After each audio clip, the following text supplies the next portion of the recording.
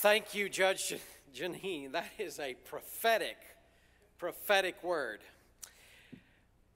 Well, our next guest really needs no introduction around NRB, so I'm going to keep it brief.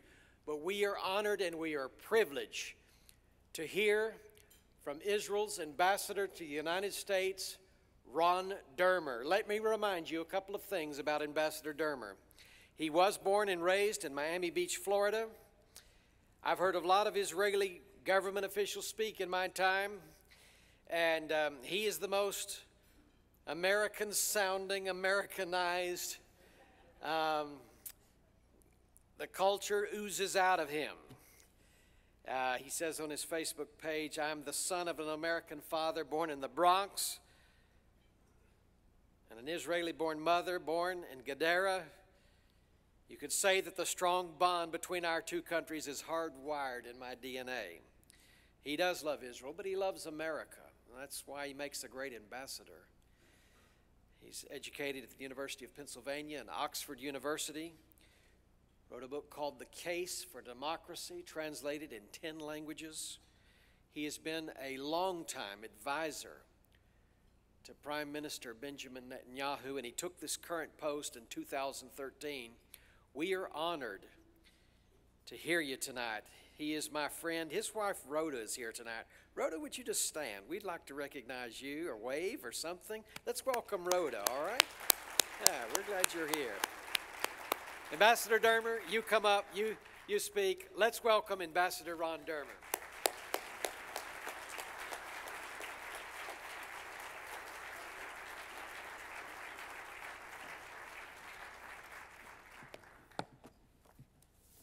Thank you. I'm from Miami Beach originally, so I start every speech by asking, can you hear me in the back of the room?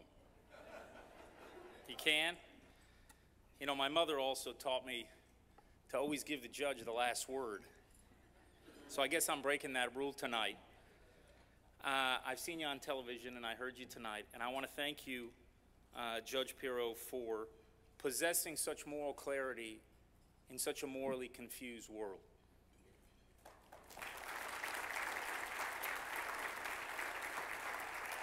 I want to recognize a couple people who are here. First, I like to call myself the husband of the wife of the ambassador, because these jobs are not simple. They're not simple on the ambassadors. They're not simple on the wives of the ambassadors. And we have a wife of a former ambassador here tonight, and that's Anna Ayalon. Could you please stand?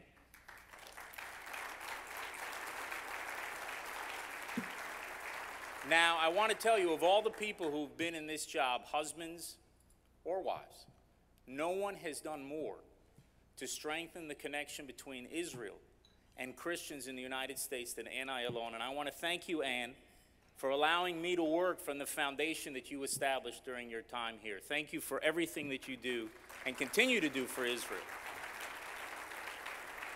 Yaron Gomberg, Yaron, can you stand up? He's the head of our academic affairs, and he's soon to be the head of public diplomacy in the Israeli embassy. And one of the jobs that you have is reaching out to evangelical Christians. So I want you to know, all of you who think Israel has lousy PR, it's his fault.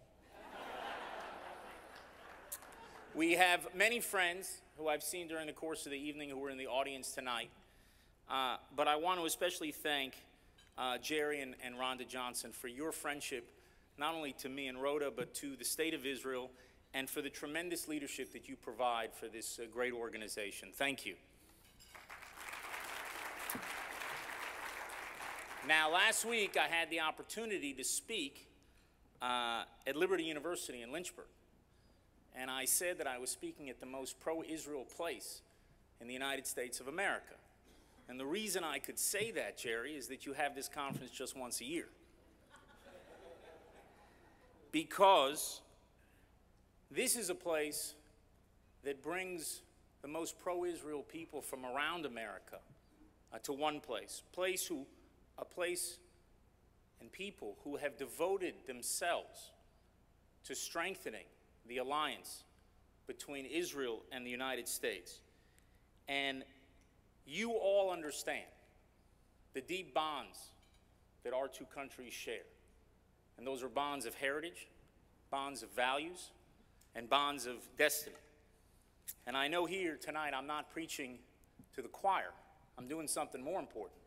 I'm preaching to the preachers.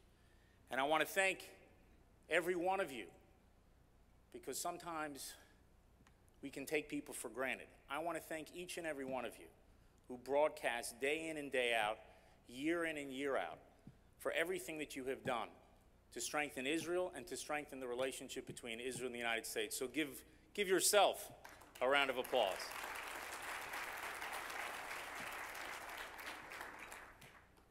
The challenge for all of you is that Israel needs your support today more than ever, because the Middle East is collapsing. It's collapsing everywhere, in Iraq, in Syria, in Yemen, in Libya. Almost anywhere you look, it's collapsing. And guess what's happening during this collapse? Militant Islam, I'll say it, militant Islam is rushing into the void. Many people don't realize this. There is a religious war that is going on in the Middle East. It's actually a religious war that pits militant Shia against militant Sunni. By the way, it's important to remember that the greatest victims in terms of number of this war are Muslims who do not accept these fanatic creeds.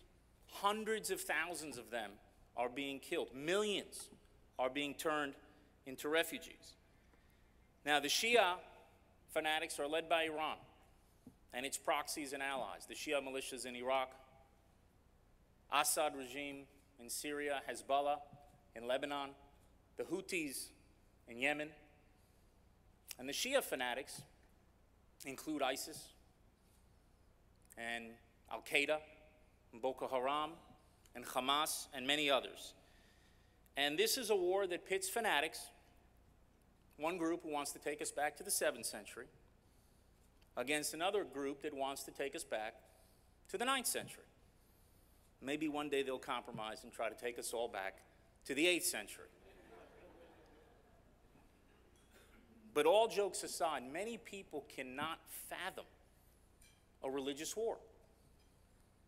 It's hard for them to imagine that people are willing to kill and be killed for their religious beliefs. And the truth is, in fairness, we haven't witnessed a religious war since the 16th or 17th century. But there were some pretty serious, the historians among you, or those of you who play historians on TV or on radio, you probably know about the religious wars of the 16th and 17th century. And those were pretty difficult days. Protestants and Catholics were killing each other when they weren't killing Jews, with happy abandon. And you had beheadings, and you had burnings. Certainly you had hangings. Terrible cruelty. Of course, the difference is that back then, the people who were fighting those religious wars were using swords and muskets and maybe a few cannon. Today, the people who are fighting those religious wars are using Kalashnikov rifles, RPGs, and chemical weapons. And they're seeking nuclear weapons. And if they acquire them, casualties that centuries ago might have been measured in hundreds or thousands could be measured in millions.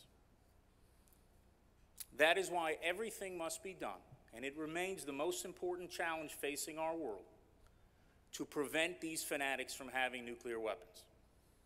Everything must be done to keep nuclear weapons out of the hands of these fanatics. The greatest threat facing our world is that whether they're militant Shia or militant Sunni, that you would have a marriage between militant Islam and nuclear weapons. That would be a true hinge of history and would change our world forever. And that is why Israel was so opposed to the nuclear deal with Iran. Iran's a nation that openly calls for the annihilation of Israel and works every day. It's working today. Every day for the annihilation of my country. And remember, we're just a little Satan. You're the great Satan. Europe gets aggravated because it's only a middle-sized Satan. Now, we opposed the deal because we didn't think it blocked Iran's path to the bomb. We thought it paved it. And our main concern was and still remains not that Iran is going to violate the deal and get to the bomb, but they could get to the bomb by keeping the deal. And that an Iran freed of sanctions would be a far richer and more dangerous country to Israel, to the region, and to the world. But I didn't come here tonight to rehash the debate over the nuclear deal. Israel made its case. The Prime Minister of Israel made his case. And I am proud, very proud, that my Prime Minister made that case. And I think history will judge him very kindly for having done so.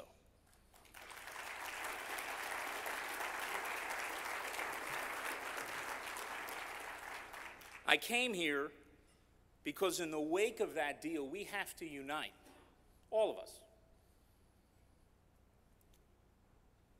to keep Iran's feet to the fire, to confront Iran's aggression in the region, which goes on each and every day, and to deal with their global network of terror. In the last few years, Iran has perpetrated terror attacks, people don't know this, in 25 countries on 5 continents.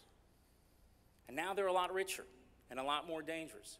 We all have to unite to confront them. And we have to unite to confront the Sunni fanatics. The foremost among them today is ISIS. We have seen the type of world that these fanatics want to create. A world in which women are chattel, gays are hanged, children are enslaved, and minorities are eliminated. You saw that video. Do you know how many Americans have seen that video? What percentage of America has seen that video? Christians are being killed. You called it a genocide, and you're right. They're being wiped out in the Middle East. 100 years ago, a century ago, Christians accounted for 20% of the Middle East. Today, they're 4%, and they're dropping. And that number is only going to continue to fall if ancient Christian communities continue to be decimated, and if Christians continue to be decapitated. And they're being decapitated en masse, and I'm very glad that you showed that video. It's uncomfortable, but the truth sometimes is a very uncomfortable thing. And what the forces of militant Islam are doing to Christians, they would do to the one and only Jewish state in a heartbeat. Israel is surrounded by the forces of militant Islam. To our north, in Lebanon, we have Hezbollah. They have 100,000 rockets pointed at us. And every single day, they try to import more and more sophisticated weapons. In Syria, or the country that used to be called Syria, Iran is trying to establish another terror front to strike at Israel. And ISIS is only a few miles away from our border on the Golan Heights. In Gaza, we have Hamas, Islamic Jihad, and a bunch of other terror groups that are feverishly digging terror tunnels and trying to build more and more lethal rockets. Sinai has become a wild west of terror groups that are fighting against Israel, fighting against Egypt, fighting against each other. And in Judea and Samaria, you have Israel has faced stabbings, car rammings, and shootings on an almost daily basis for the last 6 months. And I would love to stand here and tell you that as Israel stands on the front lines, facing these fanatics, surrounded on all sides by militant Islam, that everyone around the world is rallying to Israel's side. But they're not. In fact, it's worse. Many people are attacking the very country that is defending them. Take, for example, a few Christian groups that have decided to divest from Israel. Christians are literally fleeing for their lives in the Middle East. And there is one country in the Middle East where Christians are safe and free. 5 times 5 times stronger than they were 70 years ago. And that country is Israel. And yet you have Christian groups, I don't know which God they're praying to, Christian groups who decide to divest from Israel. If that is not an act of supreme, I'll use diplomatic language, moral idiocy, then I don't know what is. And you see that same moral idiocy from academic organizations who seek to boycott Israel. Academic organizations. You know, we live in a world where academics are shot or imprisoned in dozens of countries for what they say, what they teach, what they believe. And Israel is the one country in the entire Middle East where an academic can say what they want, when they want, can research what they want. And these academic organizations are boycotting Israel. What a travesty. What an outrage. And those who attack Israel as it's defending itself against this fanaticism, they're not just marginal church groups or fringe academic organizations. Look at what the Secretary General of the United Nations, Mr. Ban Ki-moon, look at what he said a couple of weeks ago after one of the many murderous attacks against a Jew in Jerusalem. He called the Palestinian terror attack a, quote, natural response to occupation. So before I deal with this natural response, let me say a word about the Secretary General and the so-called occupation. I think the Secretary General is from Seoul. And Seoul's a pretty old city. I think it was founded in the 1st century BC. It's a lot older than Washington. That's, I think, 1790. You can Google that and check. It's even older, Seoul's even older than London, which is the 1st century AD. But I have news from Mr. Ban Ki-moon. 1,000 years before somebody decided to build a settlement in Seoul, King David was ruling in Jerusalem.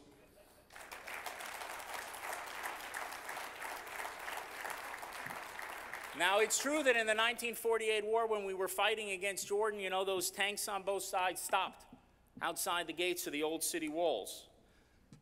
But that doesn't turn Jerusalem into occupied territory.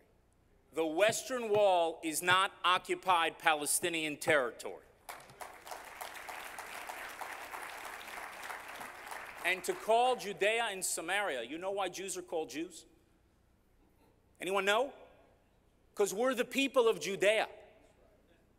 The name Palestine actually comes from the Romans who were trying to sever the Jewish connection to the land in the 2nd century. Because the Jews kept revolting and revolting. We were one of those bad horror movies where they just kept coming back over and over again. And the Romans finally said, listen, we've had it with these people. Let's change the name. We'll call Judea Palestine. They also renamed Jerusalem Ilia Capitolina, but that doesn't quite roll off the tongue, so it didn't stick. Palestine did. And the Romans said, we're going to sever these Jews from Judea. They may not learn it at the United Nations, but Judea and Samaria is the land where the Jewish patriarchs prayed, where our prophets preached, and where our kings ruled. In Judea and Samaria, the Jewish people are not occupiers. In Judea and Samaria, the Jewish people are home.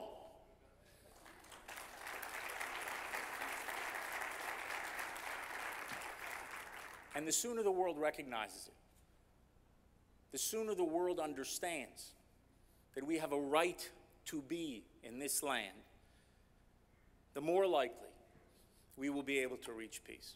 Contrary to what people think, peace won't come from a denial of Israel's history and denial of Israel's rights. It will come from a recognition of our history in the land and a recognition of our rights. But I want to get back to the other thing I said. what Ban Ki-moon said. It's a natural response to occupation. Really? Since when is murdering children and grandmothers a natural response to anything?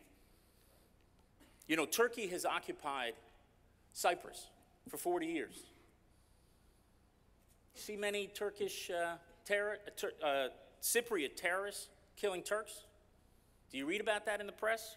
Well, if terror is a natural response to occupation, why aren't Cypriots running around killing Turks? India was occupied for a very long time by Great Britain. I don't remember Gandhi sending people to London to blow up buses. It's a natural response. Why didn't Gandhi do it? The biggest mistake that people make in dealing with terrorism, and I hope all of you focus on this in the radio programs that you have or the television programs that you have. The biggest mistake that people make and what causes so much confusion is that people think terrorism is a product of poverty or despair. It is a lie. Osama bin Laden and the terrorists on 9/11, they were not standing at soup kitchens before they flew those planes into buildings and killed 3,000 Americans. San Bernardino, were those killers poor?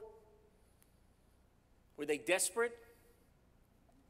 Terrorism is driven not by poverty or hopelessness. Terrorism is actually driven by a fervent sense of hope. A hope that these fanatics will be able to achieve their fanatical goal. And what creates that fanaticism is a totalitarian mindset. There's an interesting book that was written about this about 65 years ago.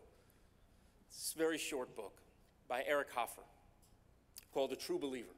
If you want to understand what creates a totalitarian mindset, what people are driven to mass movements and are prepared to take action that we would think is unimaginable, then read that book. And in the Middle East, this totalitarian mindset is created because you have people being brainwashed. Day after day, week after week, month after month, year after year. And it's particularly acute in Palestinian societies. In a Palestinian society where killers are glorified, where there are public squares named after mass murderers. You know, when you live in a society where the heroes are policemen and firefighters and judges,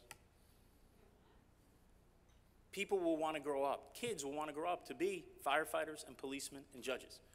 You live in a society where the heroes are actors or athletes. They'll want to grow up to be actors and athletes. Well, when you live in a society where the heroes are those who murdered Jews, people, children, will want to murder Jews. People are asking themselves, how can it be that you have 17-year-old, 15-year-old, even 13-year-old Palestinians who are getting up with knives and killing people in the streets? And I'll tell you how. Because if you live in that society and you are taught that that is the way to be a hero, that you will be celebrated, that your family will be taken care of, that you will have your name on a public square somewhere, that's how 17, 15, and 13-year-old kids do these heinous acts. And unfortunately, that is the Palestinian society that we have today.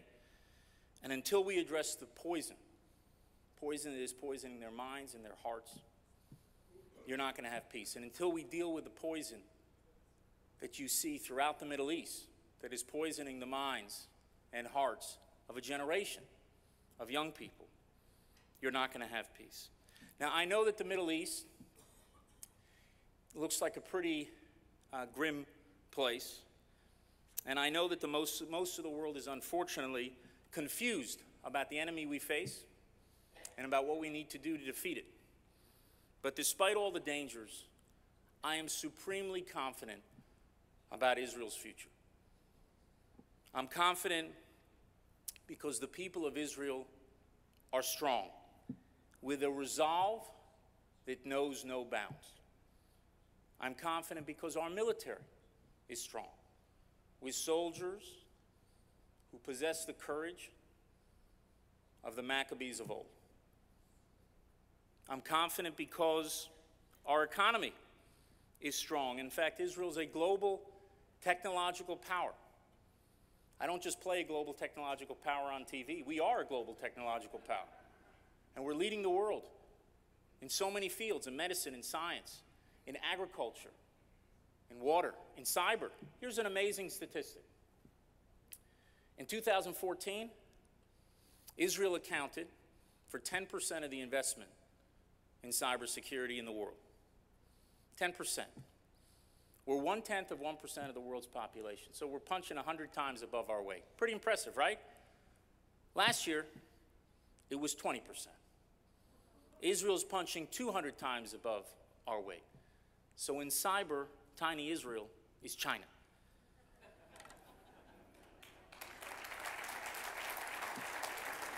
And I'm confident because the alliance between Israel and America is strong. And I believe that that alliance is going to get even stronger in the future as the forces of militant Islam pull us closer together. And there's something else that gives me great confidence, and that's something that's relevant to all of you in this room. And the best way for me to explain it is a story from a book that some of you may have read. It's called the Bible. It's still legal to own a Bible in America, right? Okay. It's from the book of Exodus, chapter 17, and there's a story in there of Israel on its way to the Promised Land.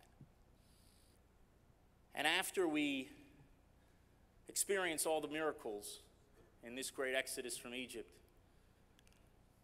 and we're on our way, splitting of the sea, and on our way through the wilderness, a nation decides to stand against Israel. That nation is Amalek. Amalek is the symbol of evil to the Jewish people for many, many centuries. And they decide that they're not impressed with all these miracles and all these signs. They're going to attack Israel anyway.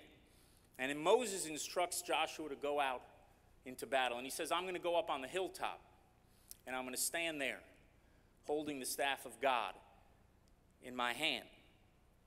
And we read that when Moses would raise his hands, Israel would prevail. And when Moses' hands would go down, Amalek, evil, would prevail. And it's a long battle, and Moses grows tired. And then there are two people standing by his side who raise his arms until the sunset, until the battle is won. Now, ladies and gentlemen, it took many miracles for the Jewish people to return to our promised land. We have restored sovereignty in our ancestral homeland. We have ingathered the exiles from the four corners of the earth, and we have created a remarkable country that is a beacon of progress and decency and civilization for all humanity. And now the people of Israel stand on the front lines in a great battle between good and evil, between those who celebrate life and those who glorify death. And Israel is proudly holding up the torch of freedom in the darkest place on earth. And one thing that gives me great confidence is I know that even if that torch gets a little heavy, that all of you and millions of Christian friends of Israel throughout America, all of you will prop up our arms until the battle is won.